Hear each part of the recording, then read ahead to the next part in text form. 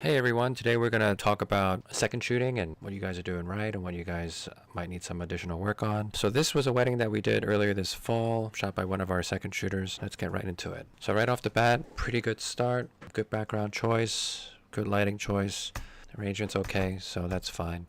Envelope's a little bit messed up, but we'll work with that. That's good that the photographer was trying different things to stylize the little details that she did have, such as the cross and the envelope and the shoes. But listen, if the shoes are kind of ratty like these, it's going to be kind of hard to stylize. Looks like the groom was wearing cufflinks, so this would have been a great opportunity for some more detailed shots with these things. So if I were the second shooter, I would have asked them to remove those cufflinks so I can photograph them, possibly with the shoes or the cross or whatever. Okay, but you got some details here, such as the cufflinks and maybe even the monogram on the cuff of his shirt. The second shooter here probably needs to be a little bit more careful with the camera settings. Right now, what I'm seeing here is that the focal length was about 48 millimeters. But then the shutter speed was 1/25, so it's a little bit on the slower end. You run the risk of getting camera shake and motion blur when you have it this slow. Looking at the ISO, it's at 1250. Definitely there was some room to move. You guys have a lot of leeway when it comes to ISO. We're okay if you guys need to push it to 2000, 3200, or even 4000, okay? But typically with a hotel room such as this, you shouldn't need to push it past 2000. It's just a matter of utilizing that window light properly. See, look, so there's some of that motion blur that I was talking about, and now the photographer is down to 1/6. So you got to be careful with that. I mean, I'm not gonna harp on the photographer too much for shooting at f5. You guys can shoot at 2.8, 2.0. F5's a touch on the deeper end, and that's probably why the photographer here ended up shooting 1/8. There's definitely a lot of room here to avoid the motion blur that you guys see here in the image. But overall, good compositions. The lighting's a little goofy. Again, I suspect that the room lights might be on, only because I'm detecting a little bit of warmness over here on this shirt, which is different from, I guess, the blueness that's coming from the other side near the curtains. When you guys are doing these shots of the groom and one of the groomsmen or one of the best men, or maybe the groom with his dad, they are normally positioned right next to the window, as close to the window as possible, and that'll allow you guys to control the light a little bit better. So an example of what I just talked about earlier, the shot that you guys are going for is one that's sort of like this, where you're getting, it's not a true silhouette, it's a partial silhouette, so you still see some of the features on their faces. But in this particular case, the groom here and his best man are right next to the window. Here's another example of that same shot.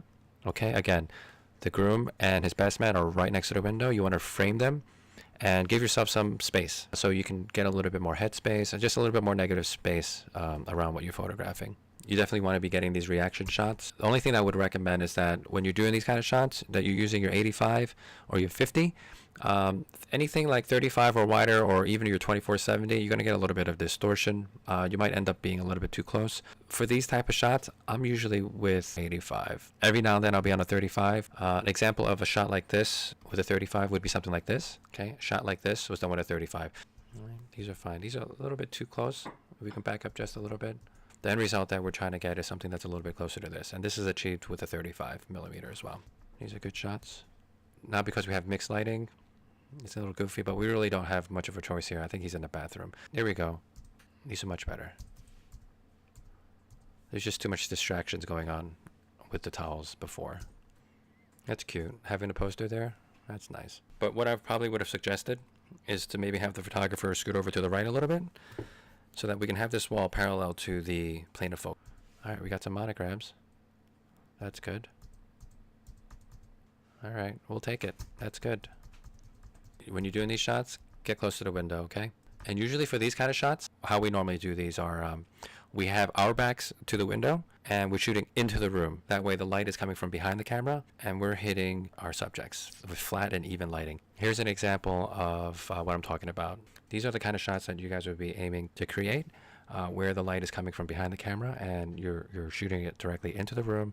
And now you have this nice even lighting on their faces, and also you're getting these catch lights in their eyes. Okay, moving along. I'm getting a lot of distortion here. Oh, so it looks like the photographer is using the 27 millimeter end. So I have a feeling that the photographer here is using a 2470, which I guess is fine for PJ work. We prefer if there's no distortion. So if you guys can try to shoot on 35 at the widest, but keep it at 50 or 85, that would be much preferred. And then just move around the room as much as you can to give yourselves enough negative space in the image. Here we go. All right. That's good. But when we're doing card readings, you know, we want to give them a little more space. You don't want to be all up in their business, especially if it's a touching moment for them. The look that we're trying to achieve is something maybe a little closer to this. Let me see here. So your card reading should be something a little more closer to this. Okay, just give a little bit more space to your subjects so they can kind of be in the moment. All right, a little more space. This was with an 85. I think these are all with 85s. These were also done with 85. This might have been with a 35. This was an 85. Okay. Remember, when you guys are shooting wide, make sure you guys are centered, dead center, especially if you guys are going wider than 35. Otherwise, you're going to get this skewing effect, sort of like this, where it looks like the camera was skewed to the was panned to the left a little bit, so you have a little bit of skewing going on. So if you notice, you're slightly off center here. There we go. That's a little better. In this situation, I would try to scoot over to the right just a little bit so that we're a little bit more centered with the church. I mean, it's not a bad picture. I mean, we'll still deliver it, but this is how you can turn a good picture into a great picture. Good details. I mean, this is what a second shooter is supposed to do. You know, get details of the church before the bride gets there. These are the kind of pictures that you're supposed to get anyway. These are good. A lot of details. I don't think we've ever gotten this many photos of church details, which included the wafers, the communion wafers. All right, these are good. Yeah, it's gonna be tricky to shoot out here with the light being all crazy like that. But I think we can make these work. I think these are gonna be delivered. It's just really tricky. I know. I understand it's probably pretty bright here, so we'll work with that. But as an alternative, if the light's a little bit too crazy on the camera side, then maybe you guys can backlight it. Like maybe go on the other side of the limo and shoot in the limo. We'll make it work. Oh my gosh, it's just all out white. And then you have a cemetery on the other side too. So my guess is the church is on this side. So try shooting on this side. It might be worth it. Okay. Sun's going this way. So yeah, the sun's coming from behind the car. All right, we're getting some PJ stuff. Just tricky. You got a cemetery on the other side of the limo. That's tricky. Maybe the camera position, because the light is coming from this direction, I would have maybe stepped to the right a little bit, shoot down the street instead of across the street. Maybe shoot down the street and get your PJ moments going where they're going across the camera, okay, instead of towards you. For grand entrances, the second shooter is either on the mezzanine, on the balcony up here, or right behind the bride as she's coming in, okay? The kind of shots that we're trying to get are the shots you have to get at every wedding, okay? It's pretty standard. The second shooter needs to get a shot that's like this, okay? This one over here, okay? From the back, centered, straight down the middle, okay? While the lead shooter in the front is getting a shot like this, okay? The exchange, as well as the groom watching the bride coming down the aisle, okay? We get this shot at every single wedding. There's only one correct camera position for the second shooter and the first shooters during that very exact moment. I'll show you another example. This is another one, okay? Second shooter always gets this shot. This one that you see here, okay? If you get the right angle, you can get this shot, but second shooter always gets this shot. First shooter always gets this shot. That's important for you guys to know. You don't have a clear shot here, and it's just a funny angle to be, okay? So you just make sure that you guys stay in the back. Let me see if I can find an example for you. If you see here, the lead shooter is getting this shot of the bride and her mom coming down the aisle, but actually, if you look really, really carefully, the second shooter is right over here, okay? I didn't Photoshop Karis out. Hopefully the clients won't really notice, but the second shooter is right there, okay? Just down low and centered. The photographer here is shooting at f8. It's a little bit on the deep side. I don't think it's necessary to go higher than f4 for ceremony. Just be wary of that. Just be wary of your settings. For most of what we do, usually we want to stay around anywhere between 2.8 to 4.0, okay? All right, we're back in business. Good candidates. Good candidates. These are exactly what we're supposed to get. Good job. That's good. These are exactly what we're supposed to get. Good job. In this instance, I'm going to assume that the lead shooter is shooting directly straight down the aisle. So it's okay for the second shooter to get these kind of reaction shots that are a little bit off to the side. Remember to give the groom some loving too, okay? Don't focus all your energies on just the bride. Good candidates, good framing. All right, these are pretty much what we're supposed to get as a second shooter. All right, going up on the mezzanine. That's good. So here's the thing, guys. Once they do the flowers to Mary, that's when you know that the ceremony's almost over. In that case, you guys got to get ready for that first kiss. The more ideal situation where you guys can be is see what the lead shooter is using. Let's say they're using an 85, then you guys go ahead and shoot wide. Or if they're shooting wide, then you shoot tight. Or if they're shooting low, then you go shoot high. The fingers look a little bit awkward here. Have them be a little bit more connected. Okay, you can put his hands on her hips. She can arch her back a little bit more. You got to see both their faces a little bit more. They don't appear to be too connected. Try to show a little bit more connection between the bride and the groom. Here we go. That's nice. Very well done. Good framing, good lighting, good camera position. These are good. When you guys are doing these shots, you're exposing for the brightest part of her face. Remember, guys, not all windows are created equal. Not all window light sources are created equal. Sometimes you have hard light. Sometimes you have soft light. And the way that you shoot with those light sources are going to be very, very completely different. Soft window light's going to look like this. Okay, this is all soft window light. So here's another good example. This is soft window light. It's usually nice and even. The light to the shadow areas are usually pretty gradual. You're not going to get a lot of hot spots. It's still pretty gradual. Now with hard window light, now you're playing with pockets of light. This is a little bit trickier to use. Unless you guys are doing creative portraits, try to stick with soft window lights. This is soft window light. Okay, we're on a bridge. F8 is a little bit deep for shooting this. I would have preferred these shots to be shot wide open. That way we can kind of blur out these backgrounds. At least this is sort of in open shade, so we can deliver these. All right, direct sunlight. These are going to be really tricky. When you're working with direct sunlight, you're exposing for the brightest part of the image. And in this case, it's usually the dress. And just keep in mind, when you guys are shooting in direct sunlight, it's going to be very, very difficult for them to look at the camera. And it's not, and usually they're going to be squinting, and they're squinting here, right here. Generally speaking, if you're shooting with direct sunlight coming from behind the camera, they're not going to be posed like this. Usually they'll be interacting with one another, whether they're Eskimo kissing or kissing each other's cheeks or something like that. They're definitely not going to be looking at the camera. Exposure's a little goofy.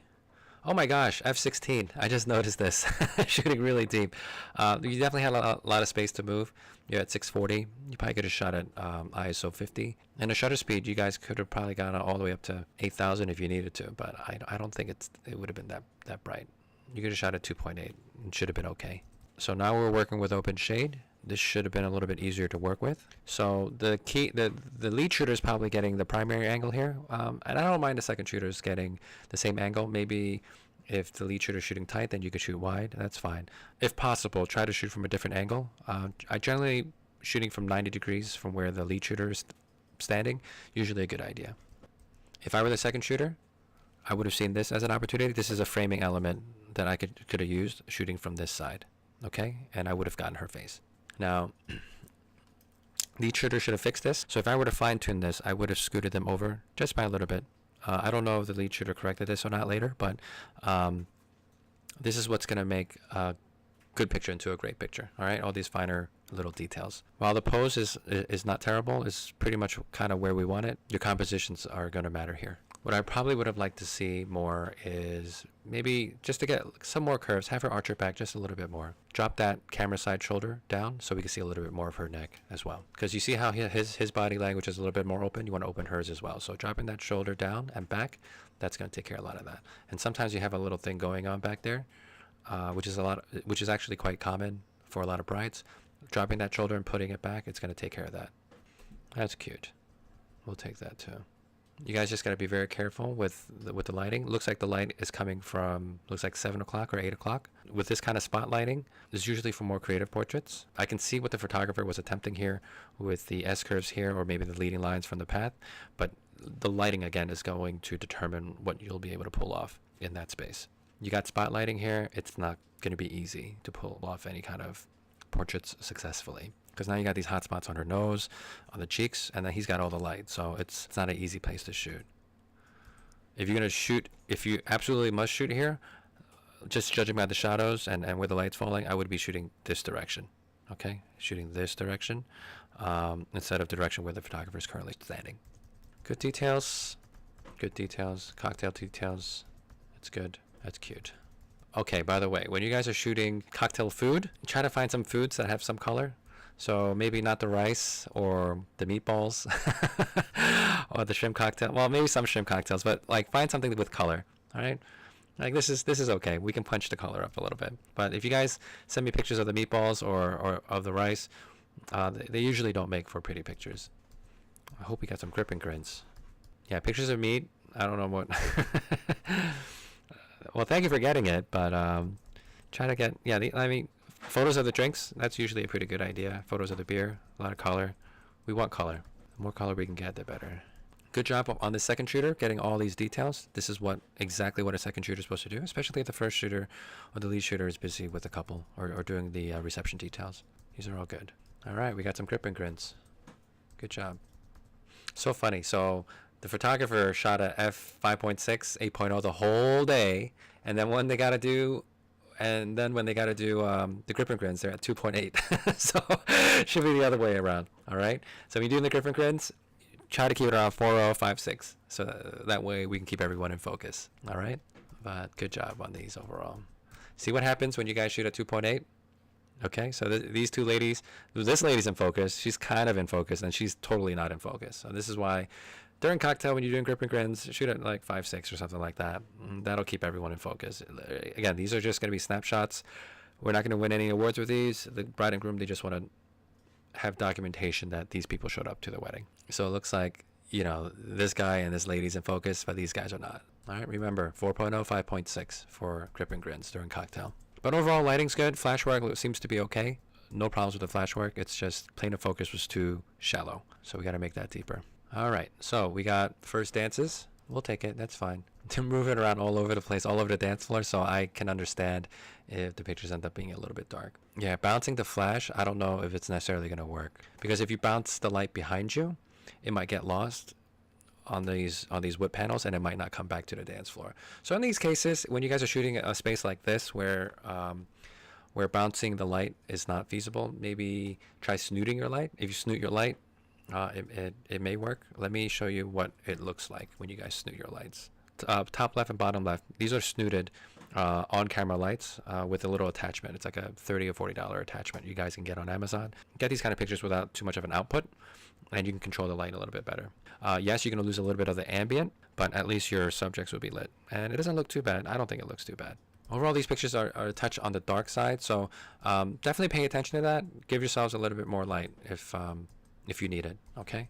Bump that output out a little bit more. These are good exposures. That's fine. We'll take it. Flash work seems to be okay, but it's just a dark venue overall, so just make sure that your output is sufficient for where you guys are shooting. We're kind of out of focus. We got this poor girl that's out of focus again, okay? Because we're at 2.8. So just be careful when you guys are shooting grip and grins, 4.0 or 5.6. Now, there doesn't appear to be enough light here for the toasts, so just make sure you guys test your lighting during cocktail. Use each other as test subjects, so that way when you guys have your toast, that everyone has sufficient lighting. Because bouncing your flash might not necessarily work in this space. So use those LED lights, use your off-camera flashes, whatever you guys need to use to get enough light on your subjects. All right, now we got dancing for the rest of the night. Looks like we got all the formalities done. So these are nice and bright. I don't know why we couldn't have done this for the toasts. Maybe you guys can leave a comment below. Let me know what was going on this day. That's a tiny little cake. All right, that's one folder. Let's see what's in this one. Second camera. All right, we got some candid moments here. More details. Yeah, exposure's a little crazy. All right, looks like we're possibly using LEDs here for the family pictures. Okay, remember when you guys are doing these pictures, backlighting is a more ideal situation than key lighting them with the sun. Otherwise, you got a lot of people that are squinting or wearing sunglasses or whatever. We'll count this as a casual picture. At the very least, the photographer was able to get most of everyone's faces. But remember, you want to make sure that we do see everyone's faces fully, and that the people in the second rows or the third rows are standing in the window. So this is a window here, this is a window here, this is a window here. Just so that we don't get a totem polling situation here, like what we see here and here, and maybe even a little bit here. Yeah, it's just tough when you have the sun coming from behind the camera. Everyone's going to be squinting. I know grandma's probably in a wheelchair, so if anything, just turn everyone around, okay? Just wheel grandma over to where the photographer is standing, and then just do a 180. All right, I think that was it from the second camera. I don't think there was a lot from the second camera. And that's pretty much it. So hopefully that's been helpful to you guys. I know that it's end of the season. We'll review this again before the season begins again next year. If you guys have any questions, feel free to leave those questions below. All right, well, thank you guys so much for your hard work. We'll see you guys next time.